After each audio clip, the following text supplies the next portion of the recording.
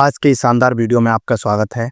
आज के इस शानदार वीडियो में हम आपको आधार सेवा केंद्र जाने से पहले किन-किन बातों का आपको ध्यान रखना ज़रूरी होता है, ताकि आपको वहाँ जाने के बाद कोई भी समस्याएँ ना आ सकें। इसलिए आप इस वीडियो को अंत तक देखिए। मेरा नाम है संजय और आप देख रहे हैं हमारा यूट्यूब चैनल गोपी कंप्यूटर। तो चलिए शुरू करते हैं। सबसे पहले हम बात करते हैं आधार सेवा केंद्र की, कि जिस आधार सेवा केंद्र पर आप अपना आधार कार्ड अपडेट करवाने वाले हैं, तो वो आपके सबसे नज़दीक का होना चाहिए।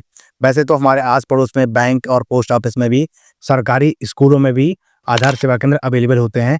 वहाँ पर आप जाकर के अपना आधार कार्ड अपडेट करवा सकते हैं। लेकिन यूआईडीआई के द्वारा अभी आस्क सेंटर भी चल रहे हैं, जो कि यूपी में कुल 12 जिलों में अवेलेबल हैं, जहाँ का आप अपॉइंटमेंट भी बुक कर सकते हैं, जिससे आपका समय भी बचेगा और आपका काम तुरंत इंस्टेंट हो भी जाएगा। इसलिए अगर आपके नज़दीक में आधार सेवा केंद्र बैंक या पोस्ट ऑफिस में है, तब आप वहाँ काम करा लीजिए। अन्यथा आप यूआईडीआई की ऑफिशियल वेबसाइट पर जाकर के उसका अपॉइंटमेंट बुक कर लेंगे आधार सेवा केंद्र का, तो आपका भी काम हो जाएगा। इसके साथ ही मैं आपको बता दूं कि अगर आपका date of birth limit cross है, तब मैं आपको यही सलाह दूंगा कि आप अपने नज़दीकी आधार सेवा केंद्र पर जाएं, जो यूआईडीआई के द्वारा चल रहे हैं। और उत्तर प्रदेश में कुल 12 आधार सेवा केंद्र हैं, जिसकी लिस्ट आप स्क्रीन पर देख पा रहे होंगे। साथ ही बिहार में 4 आधार सेवा केंद्र चल रहे हैं।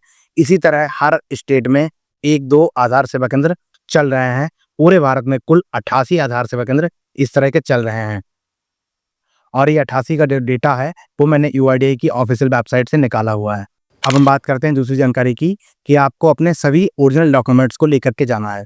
चाहे आपका date of birth limit cross हो, नेम लिमिट क्रॉस हो, जेंडर लिमिट क्रॉस हो, नाम, date of birth, gender, photo, biometric कुछ भी अपडेट होना हो, तो आपको वहाँ पर अपने ओरिजिनल डॉक्यूमेंट्स के साथ वहाँ पर अवेलेबल होना है।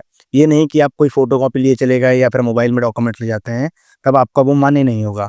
और वहीं आपका date of birth limit cross है, तब आप अगर यूपी में रहते हैं, तब आपको ऑनलाइन एसटीएम ऑर्डर, उसके बाद का जारी बर्थ सर्टिफिकेट और सेल्फ डिक्लेरेशन फॉर्म साथ में आपको ले जाना है।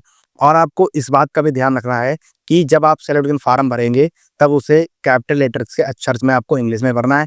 हिंदी में तो भर रहे हैं, कोई दिक्कत नहीं, वो तो हिंदी में भरना ही है। लेकिन अगर आप इंग्लिश लैंग्वेज में भर रहे हैं, तब आपको वहाँ पर कैपिटल लेटर्स में आपको भरना रहता है। जो जानकारी आपको नहीं पता है, वहाँ पर बैठे हुए वेरीफायर या फिर आधार ऑपरेटर से पता करके भर देनी है।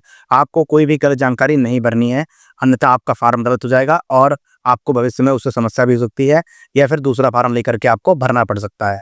अब हम तीसरी बात करते हैं कि हम आधार सेवा केंद्र पर जाते हैं अगर, तो वहाँ पर एक लंबी-लंबी लाइनें लगी होती हैं। साथ ही वहाँ पर एक अपॉइंटमेंट का भी ऑप्शन होता है। जैसे कि लखनऊ का तनिष्कार हो गया, मुरादाबाद का एक आधार सेवा केंद्र है। ऐसे ही इलाहाबाद, बनारस, गोरखपुर, नोएडा और आपका गाज़ियाबाद, कानपुर, इस तरह के टोटल 12 आधार सेवा केंद्र हैं, जो कि यूपी में चल रहे हैं। और आगरा भी एक है वहाँ पर। और इन पर आप जाकर के अपना ऑनलाइन अपॉइंटमेंट बुक कर सकते हैं। जिसके बाद आप अपॉइंटमेंट जब बुक कर लेंगे, तो आपको वहाँ पर वेट करने की ज़रूरत नहीं है और ना ही लाइन में लगने की ज़रूरत है। डायरेक्टली आप उस आधार सेवा केंद्र पर विजिट करेंगे अपना अपॉइंटमेंट लेकर के, जिससे कि उस अपॉइंटमेंट का मतलब ये होता है कि किसी निश्चित टाइम और डेट पर अपना कोई कार्य करवाना या किसी से मिलना होता है। लेकिन हम यहाँ पर अपना आधार अपडेट करवाने वाले हैं, तो अपना अपॉइंटमेंट बुक कर लेंगे। जिसके बाद आप तुरंत अपना वो रिसिप्ट लेकर के जाएंगे अपॉइंटमेंट का।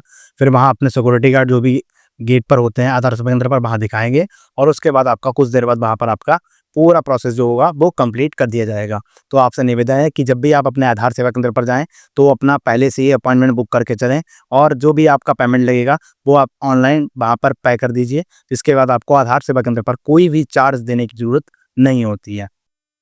अगर आप अपना अपॉइंटमेंट बुक करवाना चाहते हैं date of birth limit cross के मामले में या किसी और काम के लिए, तब आप हमें स्क्रीन पर दिए हुए नंबर पर मैसेज करें या कॉल कर लीजिए। इसके बाद हम आपका अपॉइंटमेंट बुक कर देंगे। अब हम बात करते हैं चौथी जानकारी के बारे में, कि आप अगर अपना अपॉइंटमेंट बुक कर लेते या हमारे थ्रू बुक करवाते हैं, तब आपको अपने अपॉइंटमेंट के टाइम से कुछ देर पहले, लगभग 15 से 30 मिनट पहले उस आधार सेवा केंद्र पर पहुंचना होता है, ताकि आपकी वहां पर जांच हो सके। और उसके बाद आपके जो भी डॉक्यूमेंट्स होते हैं, उसके आधार पर आपका आधार कार्ड अपडेट किया जा सके। साथ ही वहाँ पर एक टोकन भी मिलता है, जिसके बाद आप टोकन लेने के बाद वेरीफायर टीम के पास जाएंगे और अपने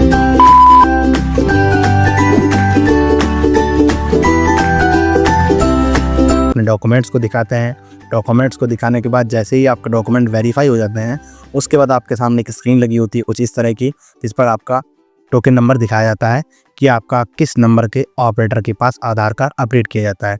कभी कभार स्क्रीन नहीं होने पर या फिर कोई समस्या होती है, तब वहाँ पर एक पर्सन होता है जो कि एक अनाउंस करते हुए आपको नज़र आएगा, जैसा कि मैंने लखनऊ में रतन स्क्वायर में देखा है।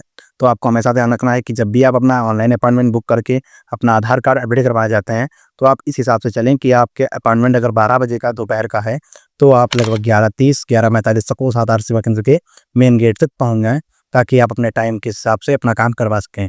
क्योंकि कुछ जगहों पर ऐसा होता है कि 10-15 मिनट आप लेट हो गए किसी कारणवश, तो वो लोग आपका आधार कार्ड अपडेट नहीं करते हैं। आप जल्दी चले जाएँगे तो आपका काम कर देंगे, बट लेट हो जाएँगे, हो सकता है वो मना कर दें, तो आपको वापस दोबारा आना पड़ेगा। चलिए हम 5वीं और आखिरी बात ये करते हैं कि आधार कार्ड अपडेट करवाने के बाद आपको क्या करना है। आधार कार्ड अपडेट करवाने के बाद 5वीं रसीद सुरक्षित रखना। जब आप आधार सेवा केंद्र पर जाते हैं और अपना ड्यूबी लिमिट क्रॉस, नाम, जेंडर या फिर कुछ भी अपडेट करवा लेते हैं, तो उसके बाद ऑपरेटर के माध्यम से जब भी पूरी प्रक्रिया कर ली जाती है, आपके सभी डॉक्यूमेंट्स स्कैन, आपकी सभी जानकारियाँ, और वहाँ पर एक स्क्रीन भी लगी होती है, जहाँ पर ये ज़रूर जाँच लें, जब भी वो कुछ नाम, डेट ऑफ बर्थ लिखते हैं, एक स्क्रीन वहाँ पर जो आधार ऑपरेटर बैठते हैं, जो आपका अपडेट करेंगे आधार कार्ड, उनके पास होती है। दूसरी स्क्रीन आपके सामने रखी होती है, जिस पर आप सभी जानकारियाँ देख सकते हैं कि कोई चीज़ गड़बड़ तो नहीं है। अगर कोई चीज़ आपको गड़बड़ लगती है, तो आप तुरंत आधार ऑपरेटर को बताएँ कि हमारी ये चीज़ गड़बड़ है और ये मुझे सही करनी है, या फिर उन्होंने कोई गलती कर दी है, तो आप उन्हें तुरंत बताइए, बेझिझक होकर के, ताकि ऐसा ना हो कि वो जब आपका पूरा प्रोसेस कंप्लीट कर दें और उसके बाद आप उन्हें बताएँगे, तो वो भी कुछ नहीं कर सकते हैं।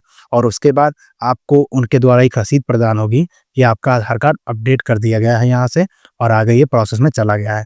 तो उस रसीद को आपको सुरक्षित रख लेना है, वही आपके भविष्य में उसकी स्थिति या स्टेटस जाँचने के काम में आएगी। वही रसीद आपको बताएगी कि आपका आधार कार्ड अपडेट हुआ है या नहीं हुआ है, या कब तक हो जाएगा, और नहीं हुआ है तो क्यों नहीं हुआ है। वहीं उसी आधार रिसिप्ट के माध्यम से आप उसका स्टेटस uidai.gov.in की वेबसाइट पर जाकर के चेक कर सकते हैं। अधिक जानकारी के लिए आप UIDAI का हेल्पलाइन नंबर 1947 या फिर उनकी मेल आईडी help@uidi.gov.in पर भी जाकर के मेल कर सकते हैं। तो चलिए, आज की इस वीडियो में इतनी जानकारी थी। हम मिलते हैं आपको एक और नए वीडियो में, तब तक के लिए बाय बाय।